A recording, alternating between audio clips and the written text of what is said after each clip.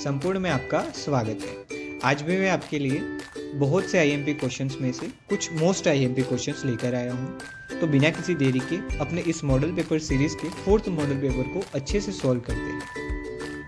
आपके सामने साइकोलॉजी का फर्स्ट क्वेश्चन ये रहा। निम्न में से क्या लेविन के क्षेत्र के सिद्धांत से संबंधित है?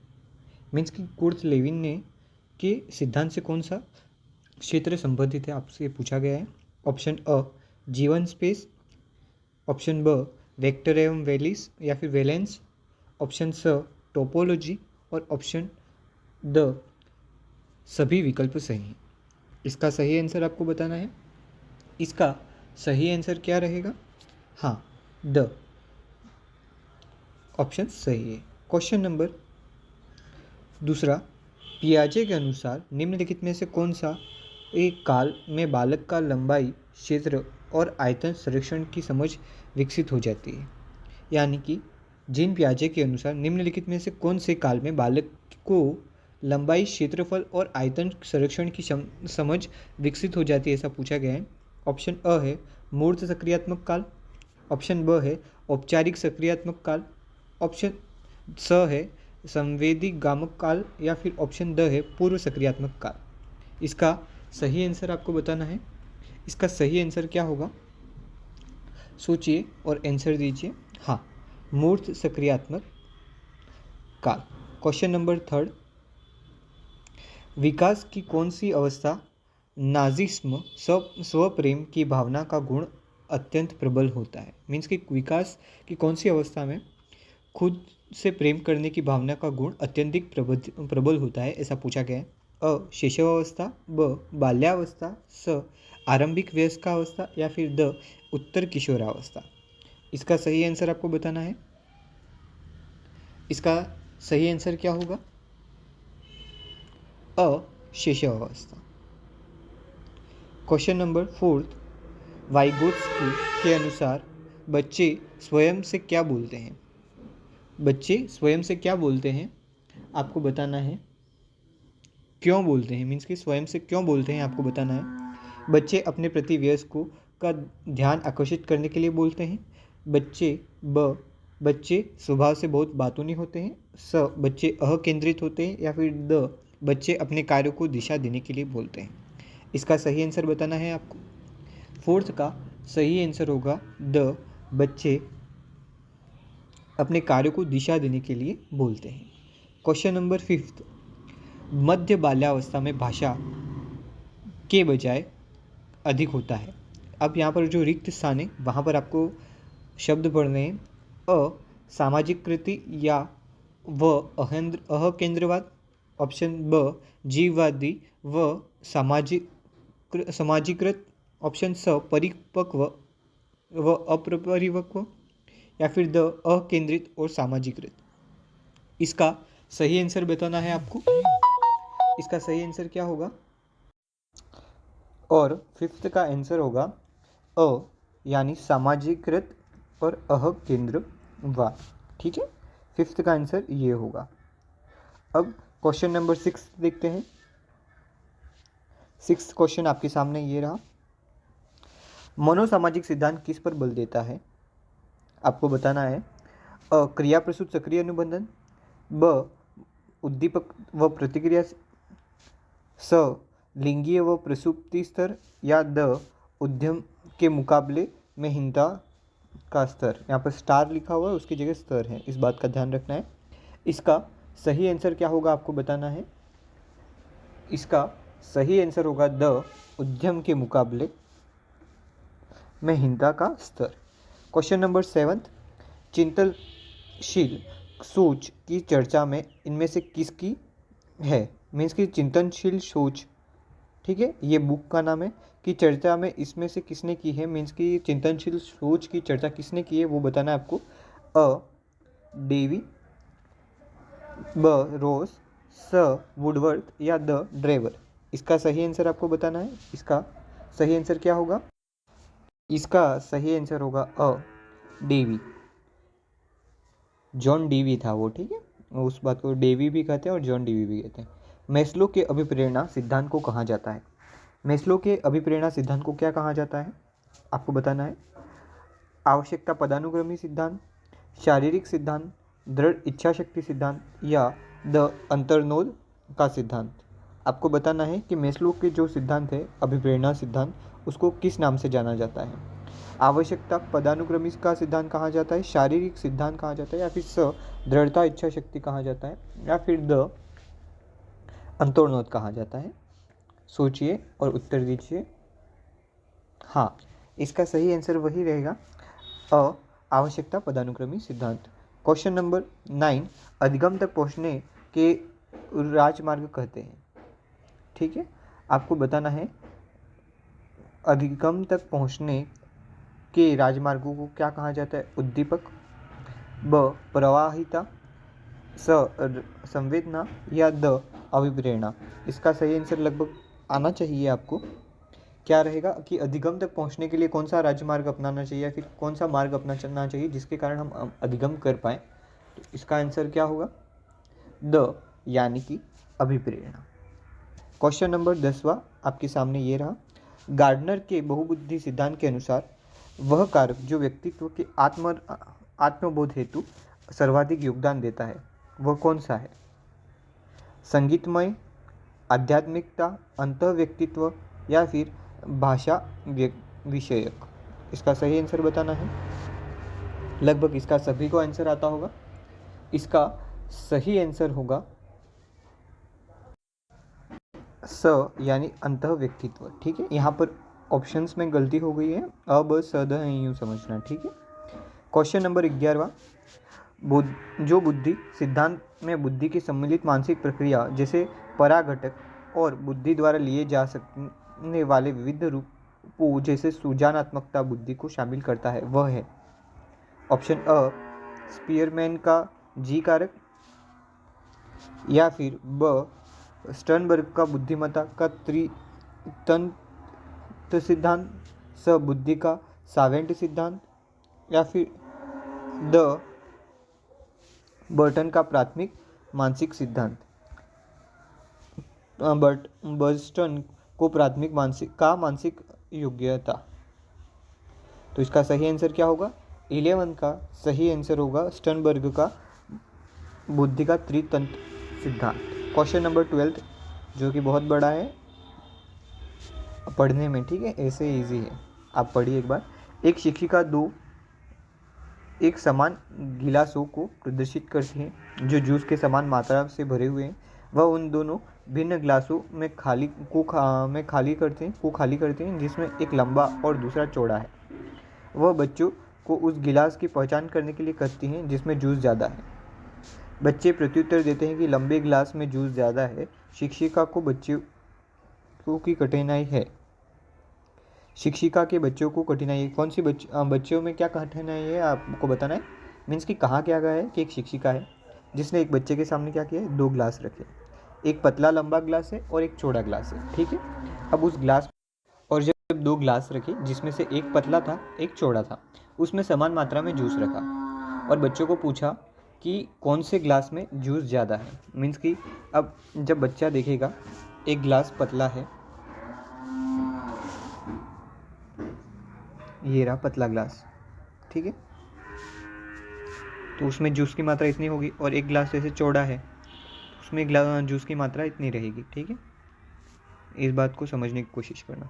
तो बच्चे को क्या लग रहा है कि इस गिलास में ज़्यादा जूस है। ऐसा क्यों लग रहा है और उसमें कौन सी कमी है, किस चीज़ की कमी है पढ़ाई के लिए रिलेटेड, तो वो बताना है। एक तो समायोजन की कमी है, या स विकेंद्रीकरण की कमी है, ब अकेंद्रिता की कमी है, या द पलटवादी की कमी है। आपको बताना है क्या सही आंसर रहेगा। सोचिए और बताइए। इसका सही आंसर होगा स यानी विकेंद्रीकरण की कमी है, कंसंट्रेशन की कमी है। क्वेश्चन नंबर 13वां, अधिगम को सकारात्मक रूप से प्रभावित करने वाले कारक हैं। अ अनुत्तीर्ण हो जाने का भय, ब सहपाठियों से प्रतियोगिता, स अधिगम परिस्थितियाँ, या फिर द माता पिता की ओर से दबाव। इसका सकारात्मक रूप को प्रभावित करने वाले कारक कौन कौन से वो बताना है अपने। अधिगम को सकारात्मक रूप से प्रभावित करने वाला कारक कौन सा है, इसमें आपको वो बताना है। तो 13वें का आंसर क्या होगा, सोचिए। 13वें का आंसर भी सही होगा, यानी अधिगम परिस्थितियाँ। ठीक है। क्वेश्चन नंबर 14 आपके सामने ये रहा। भारत से सृजनात्मक परीक्षण की रचना किसने की, आपको बताना है। जालोटा, मेहता, बाकर मेहंदी या द भाटिया। इनमें से भारत की तरफ से सृजनात्मकता की रचना किसके द्वारा की गई थी, आपको बताना है। इसका सही आंसर क्या होगा, सोचिए। ब यानी कि मेहता द्वारा, सॉरी, बाकर मेहंदी द्वारा। क्वेश्चन नंबर 15 निम्नलिखित में से कौन से अनुदेशात्मक तंत्र के प्रणाली के उपागम की एक विशेषता नहीं है। अ उद्देश्यों का निर्माण, ब विद्यार्थी के प्रवेश व्यवहार का पूर्व मूल्यांकन, स अनुदेशात्मक तंत्र का विकास या द परिकल्पनात्मक परीक्षण। इसका सही आंसर आपको बताना है। इसका सही आंसर क्या होगा, सोचिए और आंसर दीजिए। 15वां यानी द परिकल्पना का परीक्षण। क्वेश्चन नंबर 16 इसमें कौन सी अधिगम अशक्तता वाले बच्चे की विशेषता है, आपको बताना है। अ 50 से नीचे की बुद्धि लब्धि, या फिर ब धारा प्रवाह रूप से पढ़ने तथा शब्दों पर अटक जाने में कमी, स अन्य बच्चों को धमकाना तथा आक्रामक कार्यों में लगे रहना, या द एक ही प्रकार की गत्यात्मक क्रिया को बार बार दोहराना। इसका सही आंसर बताना है। 16 का सही आंसर क्या होगा, 16 का सही आंसर होगा ब धारा प्रवाह रूप से पढ़ने तथा शब्दों पर अटक कर जाने कठिनाई। ठीक है। क्वेश्चन नंबर 17वां एक बच्चे की कॉपी में लिखने में विपरीत छवियां, दर्पण छवि आदि जैसी गलतियां मिलती हैं। इस प्रकार के बच्चे का लक्षण प्रदर्शित होता है। अधिगम में अशक्तता, अधिगम में कठिनाई, अधिगम में समस्या या अधिगम में असुविधा। इसका सही आंसर आपको बताना है। 17वें क्वेश्चन का सही आंसर क्या होगा, अ अधिगम में अशक्तता। क्वेश्चन नंबर 18वां निम्नलिखित में से कौन सा उपागम अशांतकारी व्यवहार संबंधित विकारों वाले बच्चों के साथ व्यवहार करने के लिए बच्चों को उसके आसपास लोगों और सामाजिक संस्था के साथ अंतःक्रिया करने में सुझाव देता है, आपको बताना है।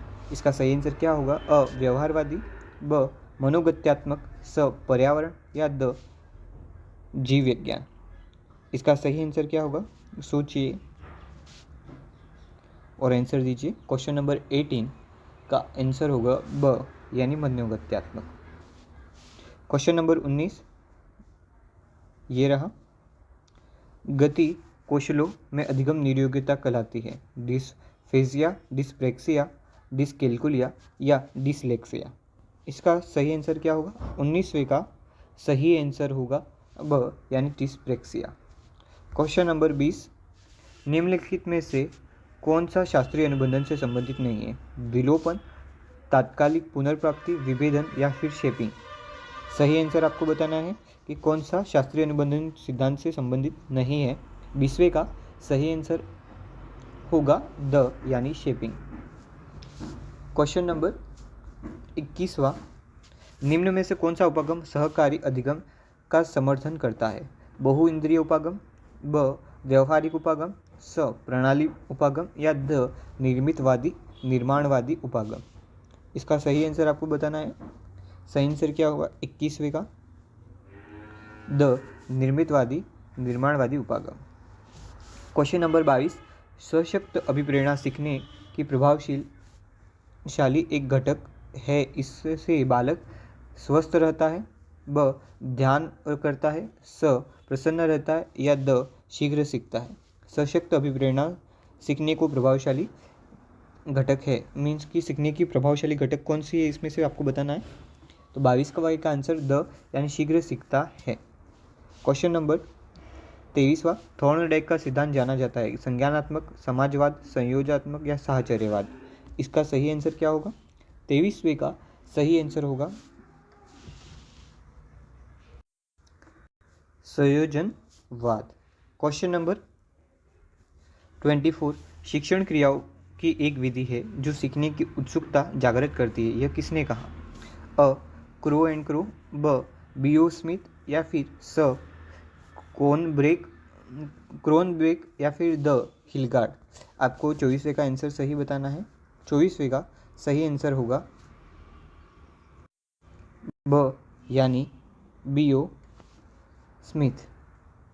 क्वेश्चन नंबर 25वें में पूछा गया है, किसमें ऐच्छिक व्यवहार के परिणामों या पूर्विकता से शक्तिशाली कमजोर या कमजोर होता है? अ क्रिया प्रसूत अनुबंधन, ब प्राचीन अनुबंधन, स सुज अधिगम या द स्वतः अधिगम। इसका सही आंसर आपको बताना है। 25वें का सही आंसर क्या होगा, सोचिए।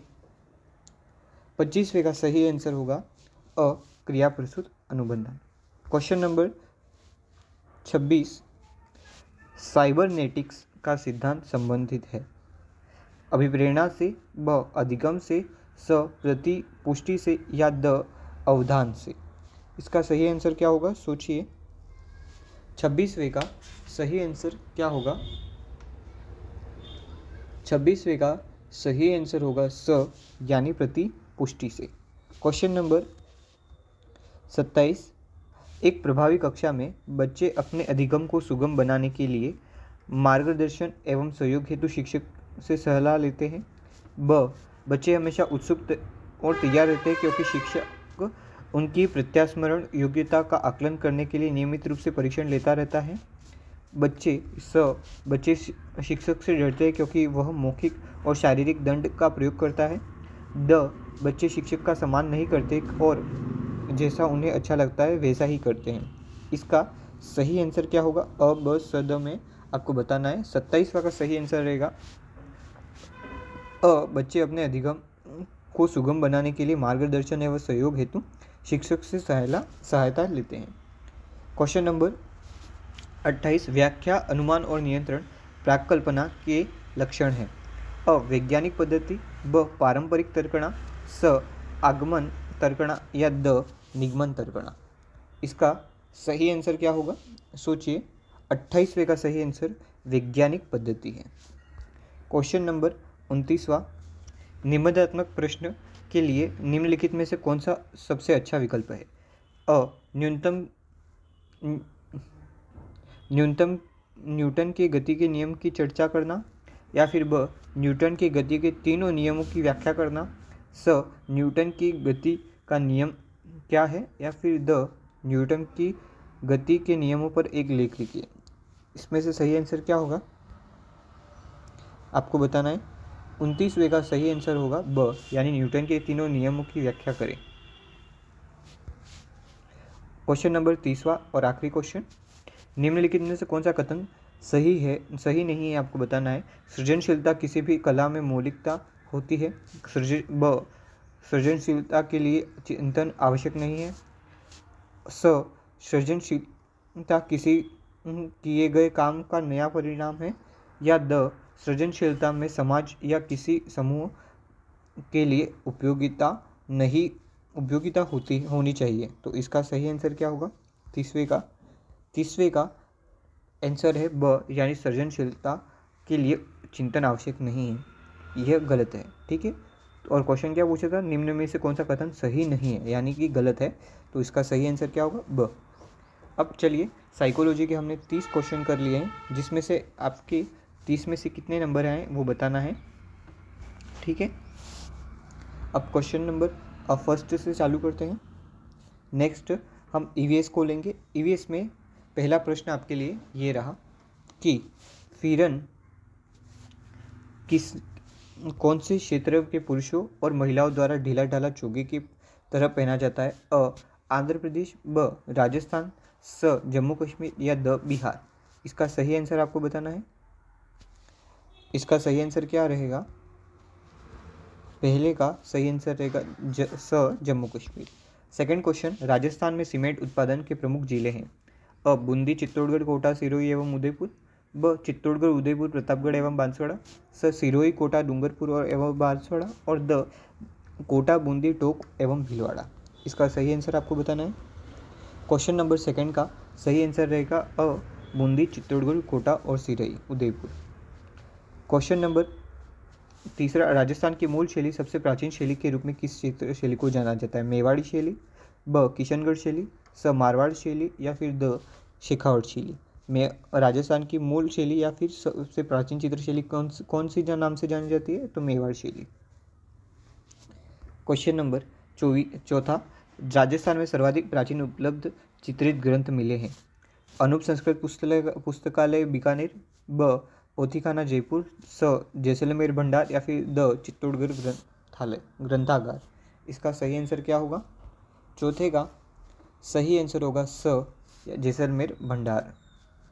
क्वेश्चन नंबर 5 ये रहा, राजस्थान में सरकारी रुपए कार्ड भामाशाह को ब्रांडेड रूप कार्ड कब जारी किया गया? 13 दिसंबर 2014, ब 13 दिसंबर 2016, स 13 दिसंबर 2015 या द 13 दिसंबर 2013। इसका सही आंसर क्या होगा? सोचिए। पांचवे का सही आंसर होगा ब 13 दिसंबर 2016।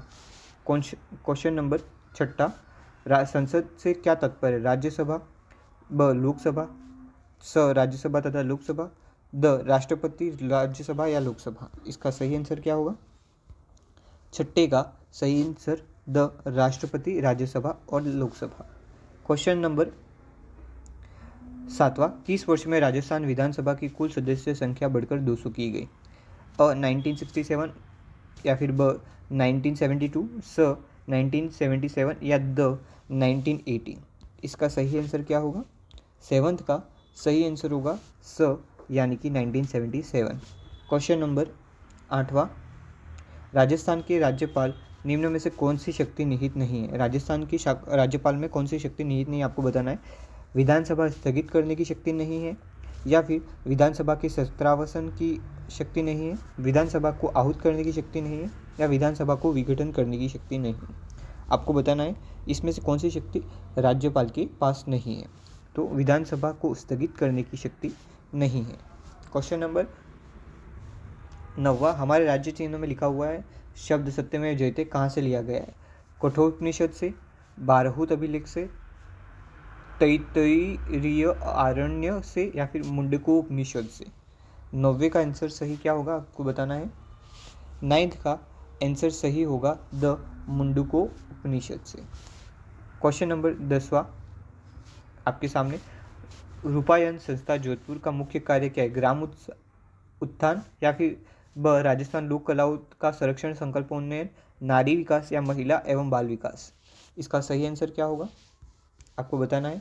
क्वेश्चन नंबर 10वें का सही आंसर होगा ब राजस्थान लोक कलाओं का संरक्षण संकल्पन व उन्नयन। क्वेश्चन नंबर 21, केशरिया नाथ जी का मेला चैत्र अष्टमी को निम्नलिखित में से किस स्थान पर लगता है? उदयपुर के धुलेवा गांव में, चित्तौड़गढ़ जिले के खूमी गांव में, स मेवाड़ के चारभुजा गांव में या ब द बीकानेर के समीप कोलायत गांव में। इसका सही आंसर क्या होगा आपको बताना है। 11वें का सही आंसर अ उदयपुर के धुलेवा गांव में है। क्वेश्चन नंबर 12, मानव शरीर की हड्डियों का ढांचा मात्र रह जाता है, इसका कारण है? लंबे समय तक तंबाकू ग्रहण करने से, लंबे समय तक शराब के सेवन से, परिवार के लोगों द्वारा नशा करने से या परिवार के लोगों द्वारा तंबाकू ग्रहण करने से। इसका सही आंसर क्या होगा? अ लंबे समय तक तंबाकू ग्रहण करने से। क्वेश्चन नंबर 13, प्लेग है एक विषाणु जनित रोग बीमारी या फिर कवक जनित बीमारी, स जीवाणु जनित बीमारी या द खनिज जनित बीमारी। इसका सही आंसर क्या होगा? 13वें का सही आंसर होगा स जीवाणु जनित बीमारी। क्वेश्चन नंबर 14, आंसुओं में एंजाइम पाया जाता है? टाइलिन, स पेटिसिन, ब एक मिनट यहाँ ऑप्शन गलत हो गए हैं, ऑप्शन सही कर देना, अ ब स द कर देना, ठीक है। टाइसोजाइम या फिर द ट्रिप्सिन। इसका सही आंसर क्या होगा? आंसुओं में कौन सा एंजाइम पाया जाता है? 14वें का आंसर बताइए। स यानी लाइसोजाइम, ठीक है। क्वेश्चन नंबर 15, सेरुओमिनस ग्रंथि पाई जाती है, कहाँ पर पाई जाती है? अ कान में, ब नाक में, स काख में या द मुख गुहा में। इसका सही आंसर क्या होगा? 15वें का सही आंसर होगा अ कान में।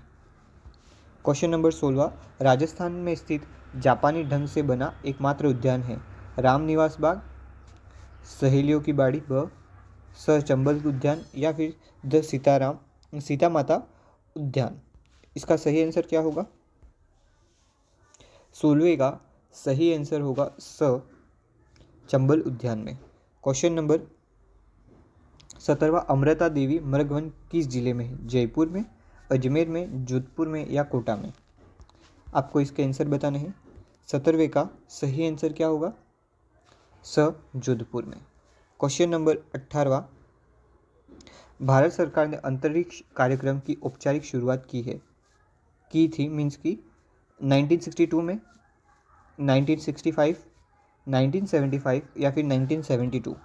इसका सही आंसर क्या होगा? 18वें का सही आंसर होगा स 1975 में। क्वेश्चन नंबर 19, ऊंचाई बढ़ने से वायुमंडल दाब पर क्या प्रभाव पड़ता है? वह घटता है, ब यह बढ़ता है, स यह सतत घटता बढ़ता रहता है या द वह स्थिर रहता है? इसका सही आंसर क्या होगा? 19वें का सही आंसर होगा ब वह बढ़ता है। क्वेश्चन नंबर 20, सामाजिक अध्ययन ही पर्यावरण अध्ययन है जो संसार को समझने की में सहायता करता है। यह कथन किसका है? रूसो द्वारा है। कहा गया है मीन्स की रूसो द्वारा, ब आर्मस्ट्रॉन्ग द्वारा, स J.F. फॉरेस्टर के द्वारा या फिर द बेलार्ड द्वारा? इसका सही आंसर बताना है। 20वें का सही आंसर होगा स J.F. फॉरेस्टर द्वारा। क्वेश्चन नंबर 21वां आपके सामने, निम्नलिखित में से पर्यावरण शिक्षा का महत्व दर्शाने वाला वाक्य है? अ पर्यावरण संरक्षण के प्रति सकारात्मक दृष्टिकोण का विकास, ब पर्यावरण असंतुलन की समस्या को समझाना, स पर्यावरण के ज्ञान का विकास या द उपरोक्त सभी? 21वें का सही आंसर क्या होगा आपको बताना है। 21 का सही आंसर होगा द यानी कि उपरोक्त सभी। क्वेश्चन नंबर 22वां, निम्नलिखित में से कौन सा राजमार्ग राजस्थान से नहीं निकलता? राष्ट्रीय राजमार्ग संख्या 8, ब राष्ट्रीय राजमार्ग संख्या 9, स राष्ट्रीय राजमार्ग संख्या 12 या फिर द राष्ट्रीय राजमार्ग संख्या 14? इसका सही आंसर आपको बताना है। क्या होगा इसका सही आंसर? 22वें का सही आंसर होगा ब यानी राष्ट्रीय राजमार्ग संख्या 9 जो राजस्थान से नहीं गुजरता है। क्वेश्चन नंबर 23वां आपके सामने, कक्षा में शिक्षण कार्य के दौरान अध्यापक द्वारा अधिगम क्रियाकलापों का उपलब्ध कराना उदाहरण है? छात्रों द्वारा प्रश्न का उत्तर न दिए जाने पर स्वयं उत्तर बताना, ब किसी सूत्र को पढ़ा देने के बाद छात्र उस सूत्र के प्रयोग द्वारा कुछ प्रश्नों को हल करने के लिए देना, या फिर स पढ़ाई गई पाठ्य वस्तु का सारांश दोहराव करना या द उपरोक्त सभी? इसका सही आंसर क्या होगा? 23वें का सही आंसर क्या होगा आपको बताना है। 23वें का सही आंसर होगा ब यानी कि किसी सूत्र को पढ़ाने के बाद छात्रों को उस सूत्र के प्रयोग द्वारा कुछ प्रश्नों को हल करने के लिए देना। क्वेश्चन नंबर 24वां, सामाजिक विज्ञान विषय वस्तु द्वारा अध्ययन किया जाता है? केवल आर्थिक क्रियाओं का, ब सामाजिक एवं भौतिक क्रियाओं का, स राजनीतिक गतिविधियों का या द केवल भौतिक वातावरण का? सही आंसर आपको बताना है। सही आंसर क्या होगा? तो 24वें का सही आंसर होगा ब सामाजिक एवं भौतिक क्रियाओं का। क्वेश्चन नंबर 25वां ये रहा आपके सामने कि राष्ट्रीय पाठ्यक्रम की रूपरेखा 2005 के अनुसार प्रायोगिक कार्यों द्वारा बालकों को स्कूली जीवन के बाहर से जोड़ना चाहिए, ब सैद्धांतिक ज्ञान में कमी नहीं आनी चाहिए, स व्यावहारिक ज्ञान में वृद्धि की जानी चाहिए या द एक और दो दोनों? इसका सही आंसर आपको बताना है। सही आंसर क्या होगा? सोचिए और आंसर दीजिए। 25वें का सही आंसर द होगा, उक्त एक व दोनों, तीसरा दोनों। क्वेश्चन नंबर 26वां ये रहा, शिक्षा के मानदंडों को ऊंचा उठाने के लिए आवश्यक है?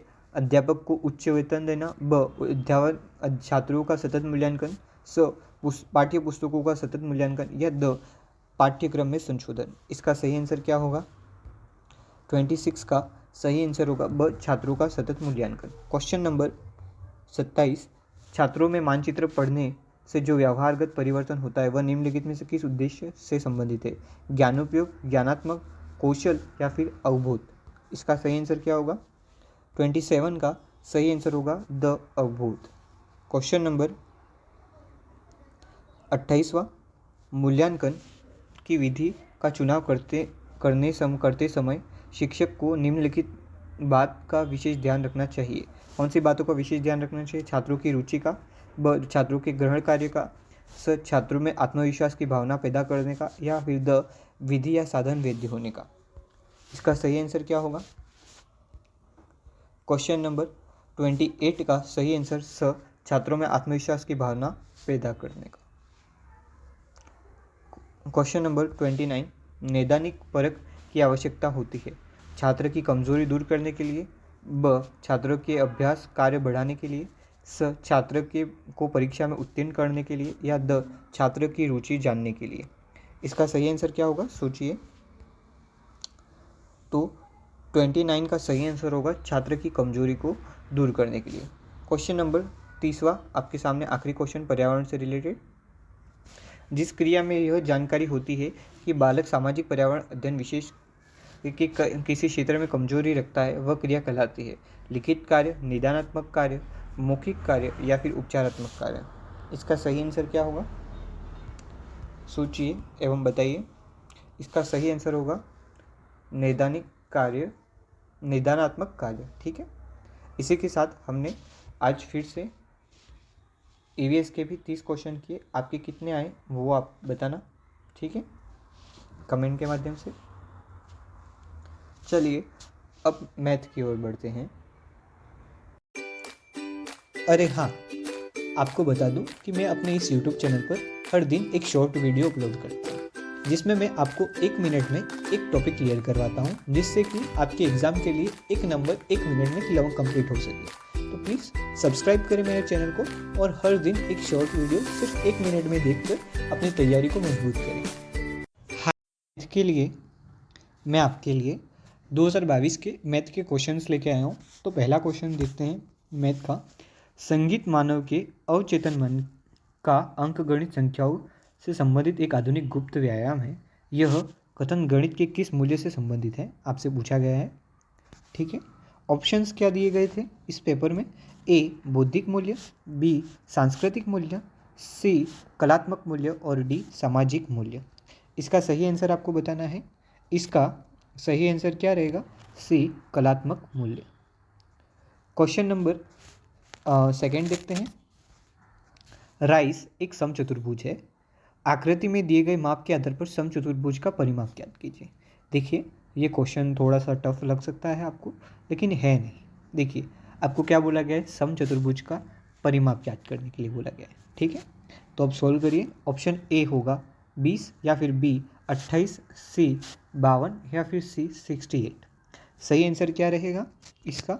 तो इसका सही आंसर रहेगा 52 यानी कि सी। कैसे हुआ मैं आपको समझाता हूँ। देखिए, समचतुर्भुज के परिमाप का सूत्र क्या है? 4, देखिए 4 इंटू भुजा। ठीक है, ये सूत्र है। अब भुजा ज्ञात करनी है, मीन्स कि ये वाली समचतुर्भुज है तो चारों भुजा समान होगी, हमको कोई एक भुजा निकालनी है। अब देखिए, अगर आप ध्यान से देखें तो यहाँ पर एक त्रिभुज बन रहा है कि नहीं? बन रहा है। अब जिसकी एक भुजा का मान 12 दिया हुआ है, दूसरी भुजा का 5, हमको इस भुजा का मान ज्ञात करना है। तो उसको ज्ञात करने के लिए क्या, इसका मतलब क्या ज्ञात करना है? हमको कर्ण ज्ञात करना है। कर्ण के लिए क्या है? सूत्र क्या है? K square is equal to L square plus a square. सूत्र तो आता ही होगा। तो क्या रखेंगे हम? के स्क्वायर का के स्क्वायर बराबर 5 का स्क्वायर प्लस 12 का स्क्वायर। ठीक है, अब जब ये हम सेट करेंगे तो क्या आएगा?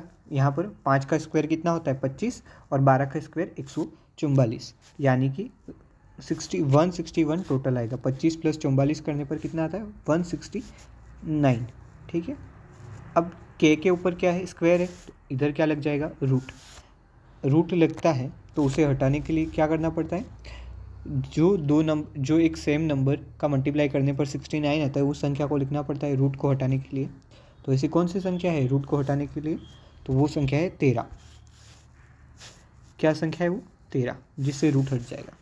अब देखिए हमें एक भुजा का मान मिल गया 13, तो दूसरी भुजा का मान भी क्या होगा 13, तीसरी भुजा का मान भी क्या होगा 13, और इसका भी 13।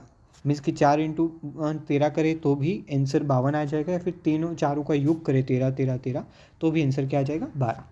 तो फिर से एक बार समझा देता हूँ, हमें समचतुर्भुज का परिमाप ज्ञात करने के लिए बोला था, जिसका सूत्र क्या है 4 इंटू भुजा। अब भुजा निकालने के लिए हमने सबसे पहले क्या किया, इस त्रिभुज की एक कर्ण जो है उसकी लंबाई ज्ञात की, जिससे कि हमें ये भुजा ज्ञात हो गई। भुजा निकालने के लिए लंबाई ज्ञात करने के लिए क्या किया, कर्ण स्क्वायर बराबर लंब स्क्वायर प्लस आधार स्क्वायर।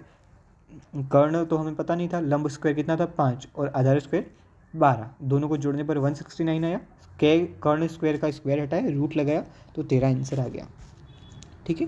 थर्ड क्वेश्चन, गणित सभ्यता एवं संस्कृति का दर्पण है, यह कथन किसका था, ए लोक का, बी गैलीलियो का, सी होगबेन का, या डी रोजर बेकन का। सही आंसर आपको बताना है, यह कथन किसका था, तो सी होगबेन का।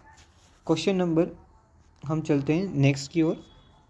नेक्स्ट क्वेश्चन क्या था, निरीक्षण करो और सीखो के सिद्धांत पर कौन सी विधि है, आगमन विधि, बी अभिक्रमित अनुदेशन विधि, सी प्रयोगशाला विधि, या डी इसमें से कोई नहीं। इसका सही आंसर क्या होगा, क्वेश्चन नंबर 4 का सही आंसर क्या होगा, सोचिए। इसका सही आंसर होगा प्रयोगशाला विधि, क्योंकि पहले हम निरीक्षण करेंगे फिर सीखेंगे, इसलिए प्रयोगशाला विधि इसका सही आंसर रहेगा। क्वेश्चन नंबर 45 आपके सामने, प्राथमिक स्तर पर खेल खेल में गणित शिक्षण कराने के लिए कौन सी व्यवस्था लागू नहीं होती, मोंटेसरी विधि, किंडरगार्टन विधि, डाल्टन विधि, या व्याख्यान विधि। देखिए आपको क्या बोला गया, प्राथमिक स्तर यानी कि स्कूल के जो बच्चे होते हैं छोटे छोटे, उनके लिए कौन सी विधि लागू नहीं होती। मोंटेसरी विधि में क्या होता है, चित्रों के नीचे उनका नाम लिखकर बच्चों को पढ़ाया जाता है, कि जैसे कि सेब बोला तो सेब के चित्र फिर नीचे उसका नाम। किंडरगार्टन मीन्स कि गार्डन में खेलते हैं खिलाते हैं। डाल्टन द्वारा एक विधि बच्चों के लिए दी गई थी। और व्याख्यान विधि, अब यहाँ पर व्याख्या का मतलब क्या है, आप किसको किसी चीज़ की व्याख्या दो, छोटे बच्चों को थोड़ी व्याख्या दे सकते हैं, इसलिए कि इसका आंसर क्या रहेगा, डी व्याख्यान विधि। क्वेश्चन नंबर छठा, निदानात्मक परीक्षण का उद्देश्य क्या है, शिक्षक की कार्य कुशलता का पता लगाना, बी बालकों के विभिन्न कौशलों का विकास करना, सी गणित के विषय की अध्ययन एवं अध्यापक की प्रक्रिया को सुधार करना, या शिक्षण विधियों में की उपयुक्तता की जांच करना। इसका सही आंसर क्या होगा, हाँ इसका सही आंसर होगा सी, यानी कि गणित विषय की अध्ययन एवं अध्यापन की प्रक्रिया में सुधार करने के लिए निदानात्मक परीक्षण किया जाता है। देखो निदानात्मक परीक्षण होता है एक, और एक उपचारात्मक परीक्षण होता है। निदानात्मक परीक्षण का मतलब ये होता है कि जब आप किसी बच्चे को पढ़ा रहे हो और पढ़ाते समय उसका टेस्ट लो कि चलो बच्चा मैंने जो पढ़ाया वो आपको समझ में आया, ये चलो इसका आंसर बताओ, इसका आंसर बताओ। अगर बच्चा बता देता है, उसके बाद अगर नहीं बता पाता है, अगर बता दिया जाता है तो ठीक है, लेकिन नहीं बता पाता है तो उसे अच्छे से समझाए, फिर से उसकी पढ़ाई में सुधार करे और फिर बाद में टेस्ट ले। तो क्या हुआ, आपने उसकी जांच के लिए, मतलब कि उसने कितना पढ़ा उसकी जांच के लिए आपने जो परीक्षण किया उसे निदानात्मक परीक्षण कहते हैं। और जो ईयरली या फिर हाफ ईयरली टेस्ट होता है उसे उपचारात्मक परीक्षण कहते हैं। मीन्स कि क्या क्या पढ़ लिया है, जो पढ़ लिया उसकी जांच करना उपचारात्मक परीक्षण, और जो सुधार करने के लिए मीन्स कि जो पढ़ाया है उसमें सुधार करने के लिए जो परीक्षण लिया जाए उसे निदानात्मक परीक्षण कहते हैं। क्वेश्चन नंबर 7 ये रहा, वृत्त का क्षेत्रफल पढ़ाने के लिए सबसे उपयुक्त विधि कौन सी है। अब वृत्त का क्षेत्रफल पढ़ाना है तो आपने जितनी बार भी वृत्त की क्षेत्रफल के बारे में जानकारी ली है तो आप क्या करते हो, पहले उसका सूत्र देखते हो, उसके बाद पढ़ते हो। तो इसका आंसर क्या होगा, देखिए आगमन विधि होगा, निगमन विधि होगा, सी व्याख्या विधि होगा, या डी प्रयोगशाला विधि होगा। इसका आंसर क्या होगा, 4 प्रयोगशाला विधि। मीन्स कि आप प्रयोग करोगे, पहले बच्चे को सिखाओगे क्षेत्रफल क्या होता है, उसके बाद सूत्र बनाओगे और उसके बाद समझाओगे तो उससे अच्छे से समझ में आ जाएगा। ठीक है। नेक्स्ट क्वेश्चन है, गणित में स्लाइड रूल का उपयोग होता है गुणन एवं भाजन के लिए, कोण मापने के लिए, आकृति को छोटा या बड़ा करने के लिए, या डी उन्नयन कोण मापने के लिए। तो इसका सही आंसर बताना है। क्वेश्चन नंबर 8 का सही आंसर क्या होगा, फर्स्ट गुणन एवं भाजन के लिए। क्वेश्चन नंबर 9 सॉरी मीन्स कि 9 क्वेश्चन, 9वां क्वेश्चन, गणित में सारणी बनाना किस विशेष उद्देश्य के अंतर्गत आता है? कौशल, अनुप्रयोग, बोध या ज्ञान? सारणी बनाना किसके लिए आता है? कौशल के लिए आता है, अनुप्रयोग के लिए आता है, बोध के लिए आता है या ज्ञान के लिए आता है? तो इसका सही आंसर होगा first, Kaushal. Question number next 16वां क्वेश्चन मीन्स के 10वां क्वेश्चन, निम्न में से कौन सा कथन गणित की प्रकृति से संबंधित नहीं है? गणित में अमूर्त प्रत्ययों की व्याख्या की जाती है। बी, गणित में सामान्यानुमान का क्षेत्र सीमित है। सी, गणित एक सार्वभौमिक विषय है। या डी, गणित संख्या, स्थान, मापन इत्यादि के गणित के आधार हैं।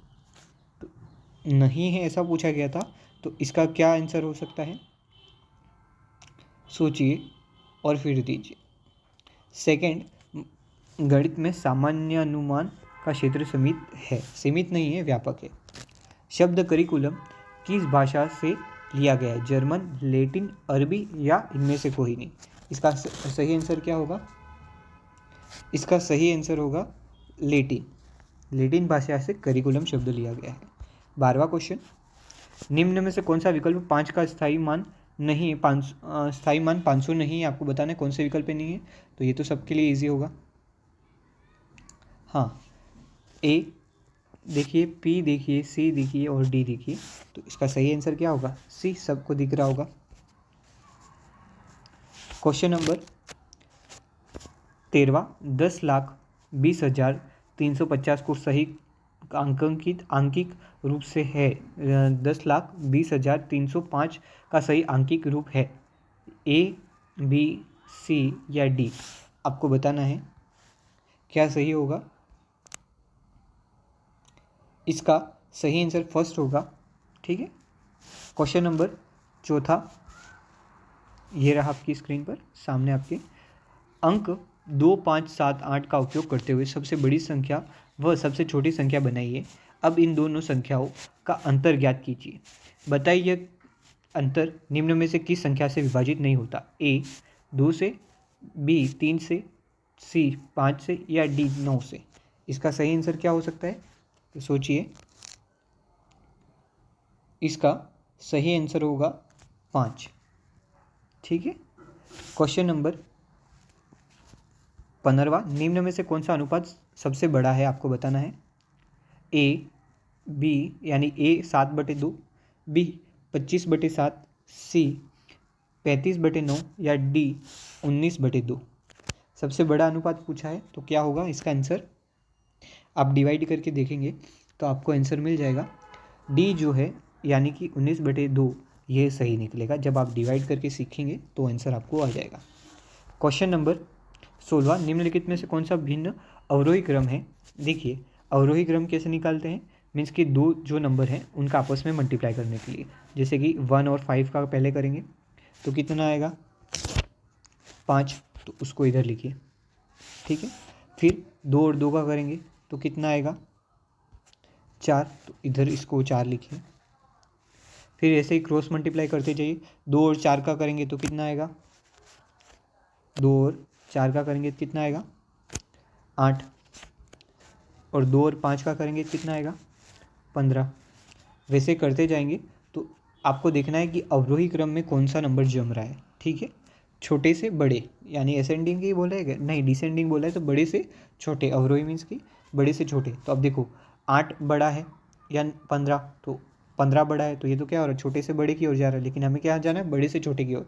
तो ये आंसर गलत होगा। ए। बी देखते हैं, तो बी देखेंगे तो बी आंसर जो है वो आपके लिए सही होगा। इसको सॉल्व करेंगे तब आपका आंसर निकल जाएगा। ठीक है। क्वेश्चन नंबर 17वां, 1 से 30 के बीच कितनी अभाज्य संख्याएं आती हैं? ए 8, बी 9, सी 10 या डी 11? देखिए, अब जिन्हों को पता है उनको मैं वैसे भी बता दूं कि 1 से 25 तक 9 अभाज्य संख्या आती है। ठीक है। अब बचा क्या? 26, 27, 28, 29। ठीक है, पहले और 30। तो देखिए 26 तो अभाज्य है ही नहीं, तो इसको हटाओ।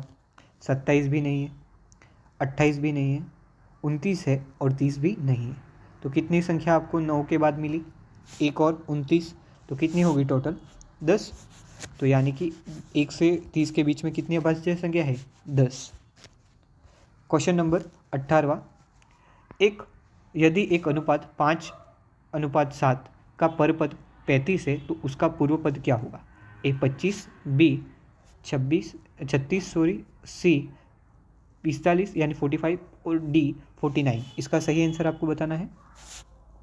इसका सही आंसर क्या होगा? और इसका आंसर रहेगा ए, इसका आंसर ए 25 रहेगा। अब देखिए कैसे आपको समझा देता हूँ। यहाँ पर क्या बोला गया? पर पद 35 है, ठीक है। क्या बोला गया? पर पद 35 है, यानी कि दूसरे वाला जो पद है उसका मान कितना है? 35 है। तो 7 का मान कितना है? 35। तो 1 का मान कितना होगा? 7 डिवाइडेड बाय 35 करेंगे तो 5। तो यहाँ पर 5 के साथ मल्टीप्लाई करो, कितना आएगा? 25। तो आ गया आंसर। कितना ईजी था। पहले 7 के साथ आपको डिवाइड करना था, ठीक है, क्योंकि आपको पर पद कितना दिया है? 35। तो पूर्व पद पूछा है, यानी कि 5 का मान पूछा है। अब 7 का मान 35 है, यानी 1 का मान कितना होगा वो बताना है। तो 7 का मान 35 है तो 1 का मान 5, और 5 मल्टीप्लाई 5 करेंगे तो 25 आंसर आ जाएगा। यूँ। क्वेश्चन नंबर 19वां, निम्न में से कौन सा संख्या 420 का सही अविभाज्य गुणनखंड है? अब देखिए ए ये रहा, बी, सी और डी। देखिए अभाज्य गुणनखंड आपको आना चाहिए, सबसे इजी था ये प्रश्न, और अभी बोल रहा हूँ इजी है। तो देखिए इसका आंसर डी होगा। कैसे होगा मैं समझा देता हूँ। अभाज्य गुणनखंड का मतलब ऐसी विधि, ऐसा नंबर जिसको आगे तोड़ा नहीं जा सकता। ऑप्शन ए को देखेंगे तो 15 को आगे जो तोड़ सकते हैं क्या? 3 मल्टीप्लाई 5 करें 15 आ सकता है, तो ये तो हुआ ही नहीं, अभाज्य गुणनखंड है ही नहीं। 21 लिखा हुआ है, मीन्स कि 3 मल्टीप्लाई 7 करते ही 21 आ रहा है, तो इसको भी तोड़ा जा सकता है। 6 लिखा है, 2 मल्टीप्लाई 3 करते में अभाज्य गुणनखंड हो रहा है। इस ऑप्शन में किसी भी नंबर को हम तोड़ नहीं सकते। आप देखेंगे तोड़ सकते हैं? नहीं, 2 को भी नहीं तोड़ सकते, 3 को भी नहीं, और 5 को भी नहीं, और 7 को भी नहीं। तो इसका सही आंसर डी हो जाएगा। क्वेश्चन नंबर 20वां, किन्हीं दो संख्याओं का लघुत्तम समापवर्तन 60 है और महत्तम समापवर्तन 5 है, तो निम्न में से वह संख्याएं कौन सी हैं आपको बताना है। 30 या 20 या 30, 10 या 30, सी 15 या 20, या फिर डी 15 या 40। इसका सही आंसर होगा, देखिए इसका आंसर क्या होगा मैं आपको पहले वो बता देता हूँ, उसके बाद आपको सॉल्व करके बताऊँगा। इसका सही आंसर होगा सी, यानी कि 15 और 20, ठीक है, इसका सही आंसर होगा। अब मैं आपको बताता हूँ कैसे। अगर आपको क्या बोला गया है, ऑप्शंस के लघुत्तम और समापवर्तन दोनों हैं, तो लघुत्तम भी निकालने की ज़रूरत नहीं है, समापवर्तन भी नहीं निकालने की ज़रूरत नहीं है। देखिए पहले तो आप क्या कीजिए, ये जो संख्या है उन सभी का एलसीएम निकालिए। तो इन सभी का एलसीएम निकालेंगे तो सिर्फ इस नंबर का एलसीएम आएगा 5 और एलसीएम आएगा 60। तो आपको पहले से क्या बोला गया था, लघुत्तम कितना होना चाहिए? 60 पहले से है, तो इसका भी लघुत्तम 60 हो रहा है। और महत्तम कितना, यानी फिर एचसीएफ बोला गया, तो वो भी कितना निकलना चाहिए? 5। तो इसका एचसीएफ और एलसीएम दोनों सेम इस क्वेश्चन की तरह ही आ रहे हैं, वो तीसरा ऑप्शन ही है, दूसरे में नहीं आ रहे एलसीएम और एचसीएफ, इसलिए आंसर सी ही होगा। क्वेश्चन नंबर 21वां, तीन संख्याओं का औसत 40 है, यदि उनमें से दो संख्याओं का औसत कितना है? 38, तो तीसरी संख्या क्या होगी आपको बताना है। देखिए अब ये भी कितना इजी प्रश्न है। तो ऑप्शन ए है 38, ऑप्शन बी है 40, ऑप्शन सी है 42 और ऑप्शन डी है 44। इसका सही आंसर क्या होगा? इसका सही आंसर होगा 44। अब कैसे हुआ मैं समझा देता हूँ। आपको क्या बोला गया? तीन संख्याओं का औसत बता दिया गया, तीन संख्याओं का योग ज्ञात कर लेते हैं पहले। ए, बी और सी तीन संख्याएं, ठीक है। अब इनका योग निकालने के लिए क्या सूत्र है? तीन संख्याएं तो तीन लिखेंगे, और औसत कितना दिया हुआ है? 40। तो तीन के साथ 40 का मल्टीप्लाई करेंगे तो कितना आएगा? 120। अब वैसे ही दो संख्याओं का औसत कितना दिया हुआ है, तो 2 मल्टीप्लाई 38 करेंगे तो कितना आ जाएगा? 6 और फिर 76। अब 120 में 76 माइनस करेंगे तो कितना बचेगा? 44। तो डी आंसर राइट रहेगा। क्वेश्चन नंबर 4, ये तो सभी को आता होगा, एक नियम वाला ही क्वेश्चन है, मीन्स कि 22, 4 आदमी एक काम को 20 दिन में पूरा करते हैं तो 10 आदमी उस काम को कितनी देर में पूरा करेंगे? 2 दिन, 8 दिन, 12 दिन या 50 दिन। तो आपको बताना है इसका सही आंसर क्या होगा। सोचिए, क्या बोला गया? 4 आदमी 20 दिन में काम पूरा करते तो 10 आदमी कितने दिनों में करेंगे? WH मतलब MDH बटे W वाला सूत्र लगाएंगे तो आंसर आ जाएगा। इसका सही आंसर रहेगा दूसरा, यानी कि 8 दिन। ठीक है। क्वेश्चन नंबर 23वां, 329 में एक वस्तु यानी कि 329 में एक वस्तु बेचने पर एक डीलर को 6% की हानि हुई तो वो क्रय मूल्य क्या होगा?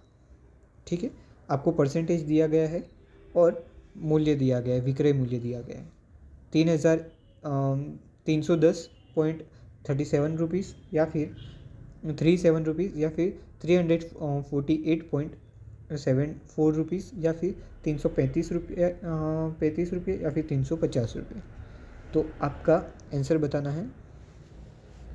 इसका सही आंसर 350 होगा। कैसे, मैं समझाता हूँ। देखिए, आपको क्या बोला गया?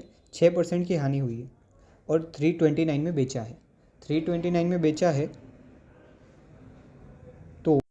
तो देखिए 6% की हानि हुई है और 329 रुपये में बेचा है, तो टोटली कितने परसेंटेज पर बेचा है? 94% पे। 329 रुपीज़ विक्रय मूल्य है। ठीक है। सॉरी, ऐसे CS लिख देते हैं हम इसको और अच्छे से समझने के लिए। CSP लिख देते हैं, सेलिंग प्राइस। तो अब 1% या फिर 100% निकालने के लिए क्या करेंगे? इसके साथ 94% का डिवाइड करेंगे, नीचे 94% लिख देंगे। 94 मल्टीप्लाई बाय 100 करेंगे। अब जो कट कटा के आंसर कितना आएगा? 350। इस प्रकार से सॉल्व करेंगे तो आंसर आ जाएगा। क्वेश्चन नंबर 24, एक साइकिल 1800 में खरीद कर 12% लाभ पर बेची गई तो उसका विक्रय मूल्य कितना होगा? ये भी सभी को आता होगा। ऑप्शन ए है 1584 रुपीज़ या फिर B 2016 रुपीज़ 60 रुपीज़ या फिर 1788 रुपीज़ या फिर डी ऑप्शन 1812 रुपीज़। इसका सही आंसर क्या होगा? सोचिए और बताइए। इसका सही आंसर होगा दूसरा, यानी कि 2016 रुपीज़। आपको क्या करना है? अब 12% लाभ पूछा है, 12% लाभ बोला है, तो क्या करेंगे हम? देखिए, यहाँ पर आपको क्या बोला गया है कि 1800 रुपये में खरीदा, तो यानी कि 1800 इक्वल कितना होगा? 100%। 100% के साथ 1800 का डिवाइड कर लेते हैं हम, इंटू कितना करेंगे? 112%, क्योंकि 12% लाभ में बेचा है। अब इसको काट के आंसर कितना आ जाएगा? 18 मल्टीप्लाई 12 करोगे तो आंसर आ जाएगा 2016। इस प्रकार से हम सॉल्व कर सकते हैं। क्वेश्चन नंबर अब कर लेते हैं 25वां, 3000 रुपये 2 वर्ष के लिए 11% साधारण ब्याज पर कितनी धनराशि प्राप्त होगी, ऐसा पूछा गया है। 2340, 2660, 4320 या 3330। इसका सही आंसर आपको बताना है। इसका सही आंसर क्या होगा? आप सोचिए। इसका सही आंसर होगा 3360। P/T/R वाला सूत्र लगाया है, P/T/R बटे 100 करेंगे तो आपका आंसर आ जाएगा। ठीक है। क्वेश्चन नंबर 16 यानी 26, 2100 मूलधन 8% वार्षिक दर से 2 वर्ष या और 3 वर्ष के साधारण ब्याज का अंतर होगा। आपको बताना है कि 2100 रुपये मूलधन दिया गया है और देखिए क्वेश्चन क्या है कि 2100 रुपये मूलधन 8% वार्षिक दर से 2 वर्ष और 3 वर्ष के साधारण ब्याज का अंतर होगा। 336 या 168 या फिर 1680 या फिर 504। तो इसका सही आंसर क्या होगा? दूसरा 1680। ठीक है। आपको क्या करना है? 1 वर्ष का निकालना है और जितना 1 वर्ष का रहेगा वही रहेगा, या फिर 2 वर्ष का, पहले 3 वर्ष का निकालिए फिर 2 वर्ष का निकालिए फिर माइनस कर दीजिए, वैसे भी कर सकते हैं। क्वेश्चन नंबर 27 ये रहा कि ए का मान ज्ञात करना है आपको। देखिए 5% हो सकता है, या फिर 10%, या 20%, या 50%। तो इसका सही आंसर क्या होगा? बी, 10%। कैसे हुआ तो मैं आपको समझा देता हूँ अच्छे से। देखिए ये आकृति आपके सामने, आपको पता होगा कि शीर्षाभिमुख कोण सेम होते हैं, तो यहाँ पर 90 है तो यहाँ पर भी कितना होगा? 90। अब ये 90 है, एक मिनट अच्छे से लिख देता हूँ ताकि आपको और अच्छे से समझ में आ सके।